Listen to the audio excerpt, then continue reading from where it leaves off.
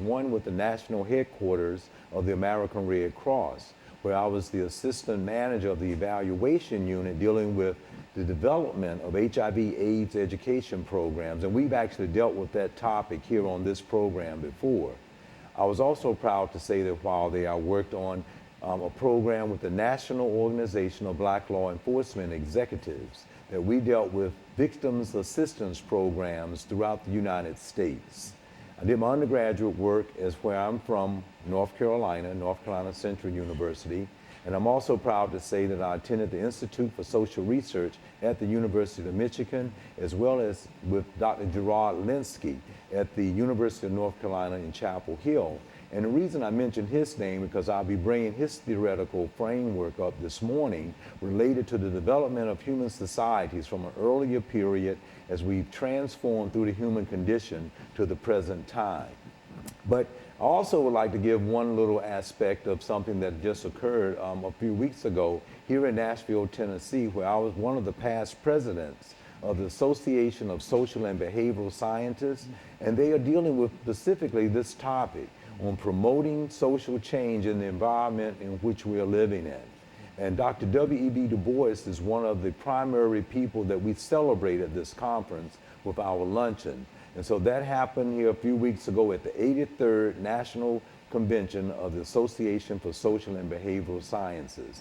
And it's out of that resiliency and social change that we have promoted for all those years that we'll be talking about a really interesting topic this morning on looking at the human condition, but looking at the 21st century and how we have transformed in gender, race, and social class. Mm-hmm.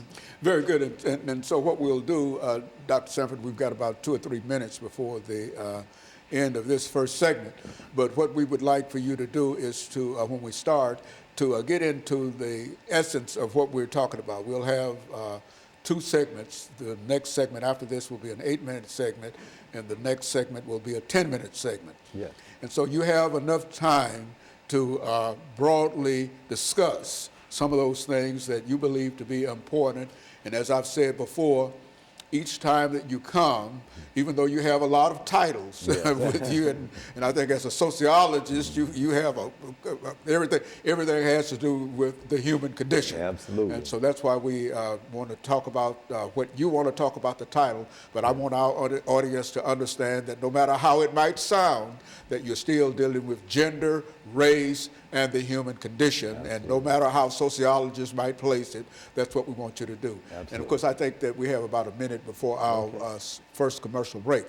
But I want to say before that break, Dr. Sanford, that you bring us so much information. I mean, talking about the human condition. Yeah. And I think that there's nothing more important today as a matter of encouraging people to understand the sociological situation that they find themselves in, and to understand that race, gender, still means something in the society in which we live. And so in spite of what we might call it, or what I might call it, as a title for the human condition, I think our audience understand what we're doing here, and they understand that we are indeed talking about society and about the human condition, and especially about race and gender, 2 of the most important segments dealing with the human condition. And so what we'll do, we'll take our first commercial break, and we'll come back and give you an opportunity to talk about the topic for the next 8 minutes and 10 minutes.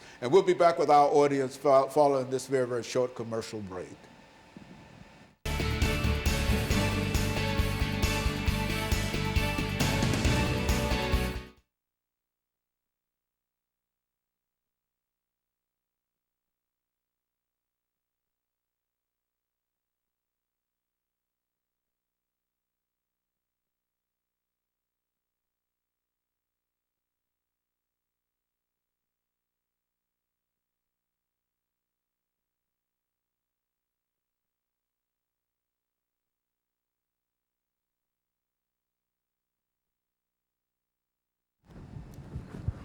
And so we've got 8 minutes, and then we'll have a break, and we'll have 10 minutes. Okay.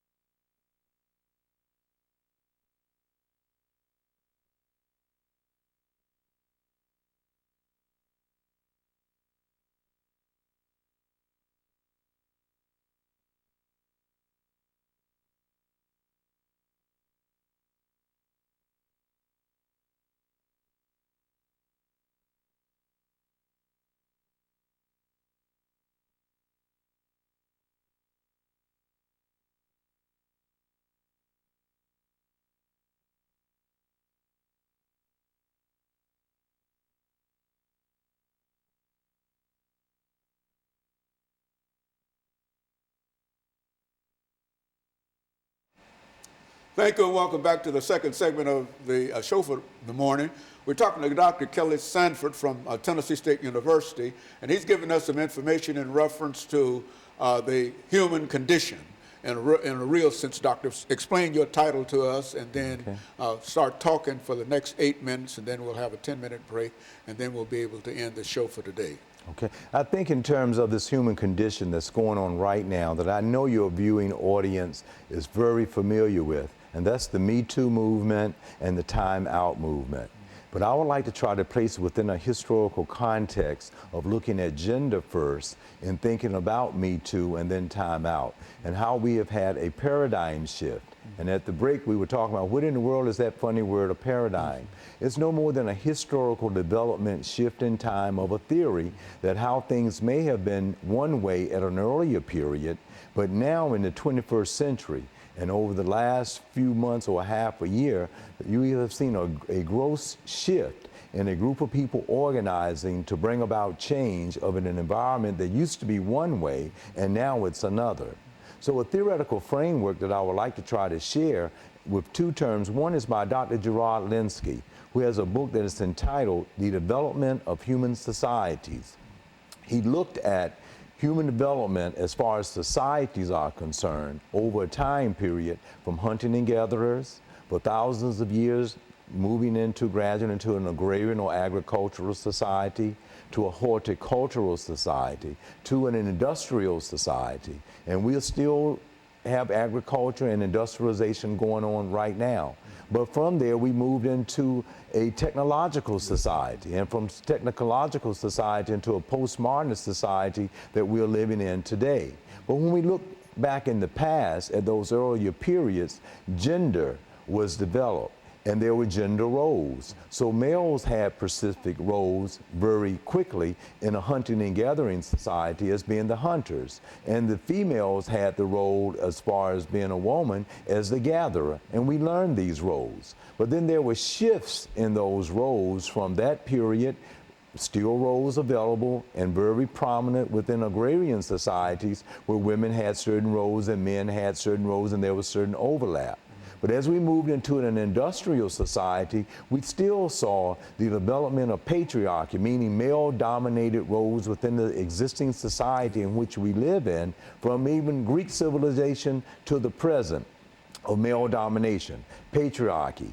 Men would have indeed been the predominant gender and would have defined the dominant group, while women would have played a more submissive role.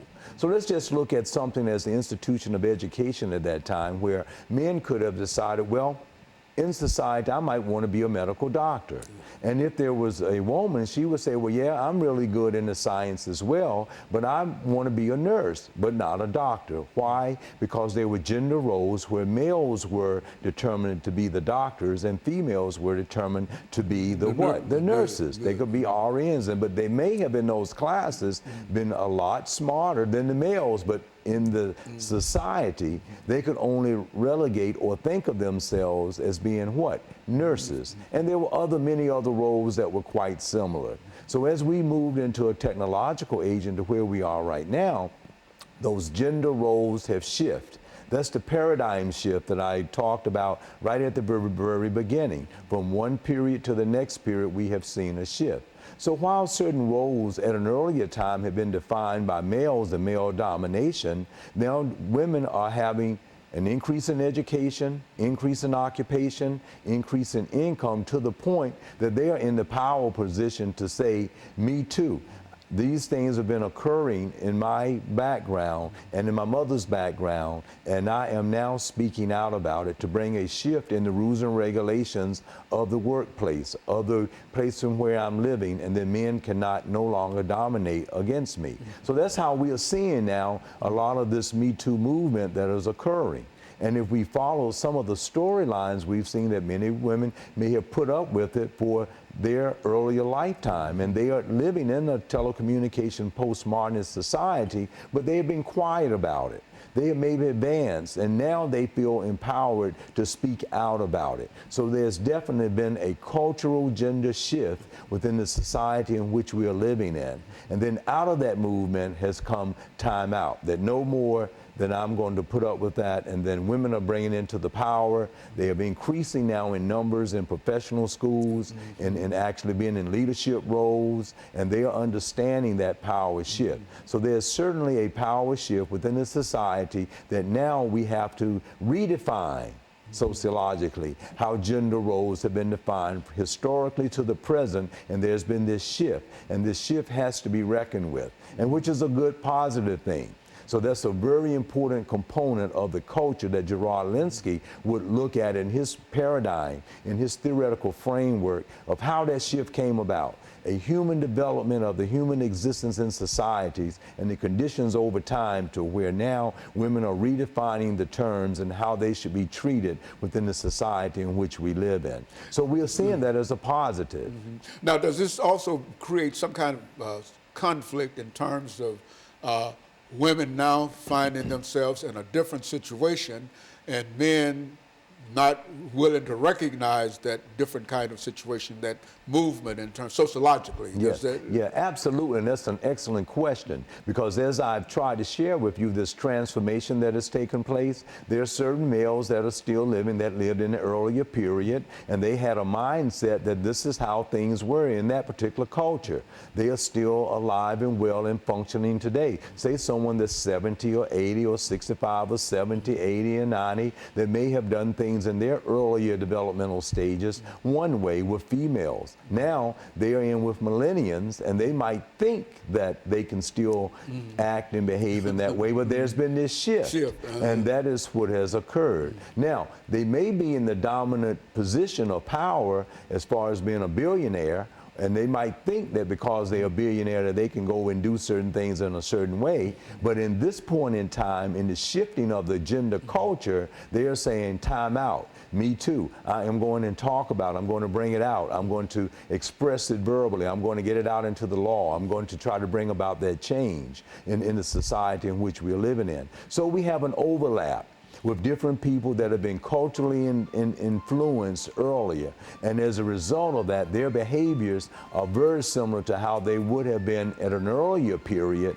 But now there's the conflict. So they have a role reversal that has occurred. And we are now having to shift males into understanding that difference in the norm. A norm is a rule and regulation and law that may have been one way earlier, but now it's different. So we have to be very aware of that. So that was an excellent question. Yes, there is that redefinition that has to take place. Okay, and so what we're doing, we're going to take this commercial break, and then we'll come back, and we'll be back with our audience following this very, very short commercial break.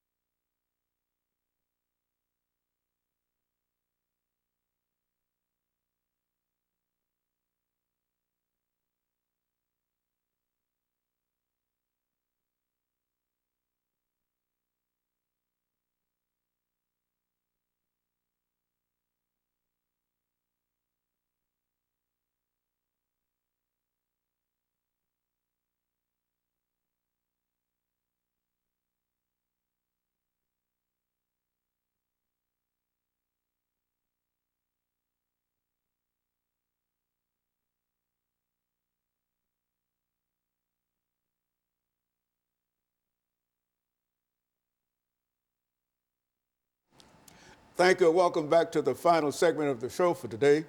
We're talking to Dr. E.K. Sanford from Tennessee State University, and he's talking about the sociological conditions of the human condition. And of course, Dr. Sanford, let's pick up where we left off the last time and give you the last 10 minutes to make statements in reference to the topic itself and some of the things that you think our audience ought to know. Okay. In the last segment, we was dealing with this whole issue of a paradigm shift in the 21st century of gender. Now I would like to integrate that with race and social class in this final segment. The notion of looking at Gerard Linsky's model and development of human societies is simply that we have transformed from an earlier period to another period. So now we are actually living in a time period of the 21st century where a lot of things have shifted. One is that of gender that I talked about already. But when we think about the country in which we live in for 244 years of enslavement, we can think in terms of how the Declaration of Independence and the Constitution of the United States has slogans of life, liberty, and the pursuit of happiness. And the question becomes, for who? There was a certain notion of a social construct or race that was developed where people of African descent were treated in very dehumanizing ways. So this dehumanizing way existed for hundreds of years, and it actually developed into the very fabric of our culture here in American society. But given that the Constitution was written a certain way, it gave our public an opportunity to make shifts, again going back to paradigm shifts in the whole idea of being racist and discriminatory to a people of African descent, other minorities here in American society. We all know of the Civil War that ended, that brought about the freeing of those who were enslaved, who gave certain rights to people of African descent with the Voting Rights Act, as well as citizenship. So those things were given. And then there was a fight through Jim Crow laws, through the Civil Rights Movement, and that brought about a shift in race in our country. So race has actually undergone this type of a cultural shift as well. And during that time, there was an overlap with, indeed, gender. When you think about Frederick Douglass meeting Abraham Lincoln at the White House, he was talking about how could you enslave those people of African descent for these hundreds of years without giving life, liberty, and pursuit of happiness to that group. And after the war was over, he continued to fight for women to have certain rights as well. This is related to gender and women having the right to have the right to vote and the right to have a bank account and the right to have their voice mentioned in the society. So there was this paradigm shift in race as well as in gender as we moved across the time period up to the 21st century. What I want to try to discuss today is, given our pleasant climate with our government and our president, how you can have certain types of reversals that may occur. So as we have made certain advancements within the society in which we lived in, we can see how other people still are holding on to a lot of very prejudiced, discriminatory, and racist views that one of the leaders of our country is bringing back into the forefront of people's minds. And they are disguising it by saying, making America great again. And what is disguise of it, the beneath the surface, is that we want things to be reversed and go back to how they used to be. Good. And so as a result of that, we are seeing that some positive paradigm shifts with regard to race that was supposed to be positive is taking on a very negative context again within the society in which we are living in. And this is unfortunate. And I also wanted people to understand the whole notion of social class, how through family, the institution of education, the institution of economics, and people with certain education and occupation that will be able to have a certain income type of a level would appear to be success within the American society, that you would think within the paradigm shift of gender and race would be positive. But people who are in the dominant group are feeling this impact that maybe others are taking their positions, and as a result of that are wanting to revert back to old racist notions and ideas. They want to revert back to not giving women their certain rights because they are now moving into certain successful positions of power. So with the Me Too movement and the Time Out movement, going back to the paradigm shift, there are certain positive movements that are saying we need to look at this and people need to be treated differently. But we are seeing a reversal, I would surmise, within race relations in America because people are feeling this frustration, and as a result of that are being aggressive toward being fair toward others. And they want to make reversals on certain achievements that have been predominant within the shift. It's a pushback. Absolutely. And pushback. As a matter of fact, meaning pushback, we can almost look at a push-pull, intervening verbal type of a theoretical model. How, say, people through the civil rights movement pushed to bring about rights, as so did women, and then there was a pull for people to pull back on those rights, and now you have this intervening verbals that are out there, people trying to bring others back into the fore, thinking negative about some of the positive things that have occurred. So this is thinking in terms of the theoretical framework of Gerard Linsky. You would hope that in a democracy, things would be moving toward a very positive direction, as we've certainly done here in America, this new experiment.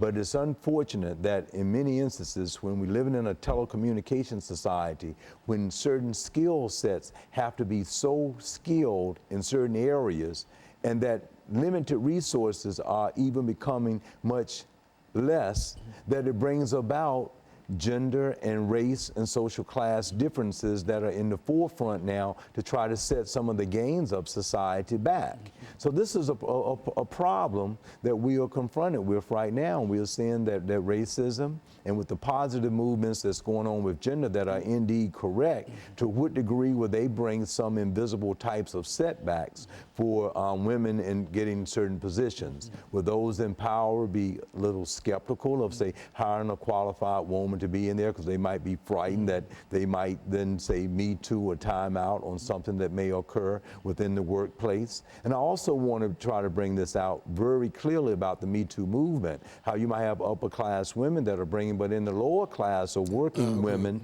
they are certainly have always received this type of discrimination and sexism and the power that men would have in the workplace, and they would be frightened to speak out because if they did, they would lose their jobs. So that's something that we have to be very familiar with and understand that it went across all social class lines within the women's movement for bringing about changes in the labor force to be fair. So that's one of the positive things about the Me Too movement and the Time Out movement. It seems that they are recognizing that those in the lower classes that are having to clean up hotels or clean up hospitals, and if they are sexually advances toward them, that if they speak out, they might be fearful that they will lose their job and feel powerless. This movement has caused a certain empowerment of women to try to do the same thing, as did the civil rights movement to bring about certain rights, to give people an equal opportunity to increase their education, to increase their occupation and income chances. But there's this theory called frustration aggression theory. And it says that groups of people in the dominant group who are fearful that sometimes that some of their things that they feel that they are entitled to are being taken away, then they will see an emergence of certain hate groups that are emerge in society, such as the Klan, such as what we saw out here with movements that have occurred when statues and symbols of the how things used to be are being taken down. They are feeling that things are being taken away, and as a result of that, they are becoming even more racist. And they're pushing back. And they are pushing back.